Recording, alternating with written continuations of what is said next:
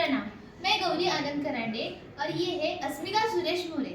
हम महाराष्ट्र से सोलापुर में से शरद चंद्र पवार प्रशाला सोलापुर कक्षा 10वीं की छात्राएं हैं। आज हम विकसित भारत बिल्डेशन अंतर्गत आत्मनिर्भर भारत इस विषय के लिए हम यह आइडिया आपके सामने प्रेजेंट कर रहे हैं। मतलब ई वेस्ट पावर प्लांट यह क्या है? जैसे कि हमें पता है हमारे भारत में बहुत ई वेस्ट का प्रमाण बढ़ रहा है। जैसे कि कंप्यूटर्स, मोबाइल्स, रेफ्रिजरेटर, एसी, यह सब ई वेस्ट है। ई वेस्ट मतलब क्या? जो इलेक्ट्रॉनिक वस्तुएं हम उपयोग नहीं करते हैं और वह ऐसे ही पड़े रहते हैं, उन्हें हम ई वेस्ट कह सकते हैं। तो हमें पता है कि ई वेस्ट में बहुत सारे मेटल्स का उपयोग किया जाता है। सिर्फ एक ही मेटल नहीं होता और उन सबके मेल्टिंग पॉइंट अलग अलग होते हैं। इसलिए ई वेस्ट का मेल्टिंग पॉइंट 100 से 1600 डिग्री सेल्सियस तक होता है। पर हमने यहाँ टंगस्टन इस मेटल का उपयोग किया है क्योंकि इसका मेल्टिंग पॉइंट 3200 है। मतलब यह ई वेस्ट से बहुत ज्यादा है। हम यहाँ ई वेस्ट मेल्ट करेंगे।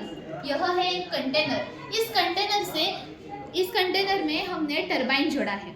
इस टरबाइन जब हम यहाँ ई वेस्ट बर्न करेंगे तो इस पाइप के थ्रू यह स्टीम इस टरबाइन पर गिरेगी और यहाँ इलेक्ट्रिसिटी जनरेट हो जाएगी। देखो इस प्रकार से यह हो गया इलेक्ट्रिसिटी जनरेशन का काम। तो अब जो स्टीम इस टरबाइन पर गिरी है और यह नीचे आ गई है, वह स्टीम इस कूलिंग टावर के हेल्प से कूल होकर इसका वाटर में रूपांतरित हो जाएगा। इस वाटर में बहुत से केमिकल, हार्मफुल युक्त केमिकल होंगे, जैसे कि मर्क्यूरी, लीड, एक्सेट्रा एक्सेट्रा। यह पानी हम कौन से भी चीज़ के लिए उपयुक्त नहीं हो सकता, लेकिन हमने इसमें कुछ केमिकल रिएक्शंस की है, जैसे कि क्लोरीनेशन।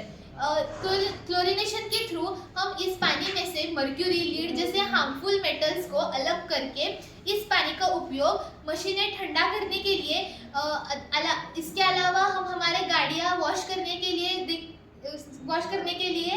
इसका यूज कर सकते हैं। यह हुआ पानी का।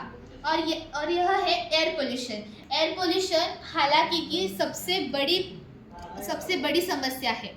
इसमें से एयर पोल्यूशन का बहुत ज़्यादा संभावना है। पर इस चिमनी में हमने फिल्ट्रेशन प्रोसेस की है, जैसे कि कार्बन एब्जॉर्बर। हमने इसमें कार्बन एब्जॉर्बर लगाया है।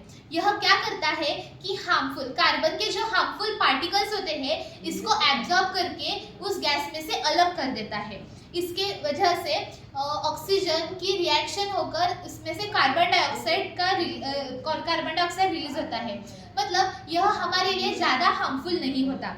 और इसमें जो कार्बन पार्टिकल्स जमा हुए हैं, इससे हम शूज पॉलिश करने के लिए जो इंक बनाई सकती है वो हम बना सकते हैं, अथवा प्रिंटर में जो इंक का उपयोग किया जाता है वो भी हम इससे बना सकते हैं।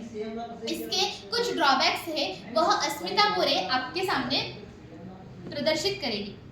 प्रणाम।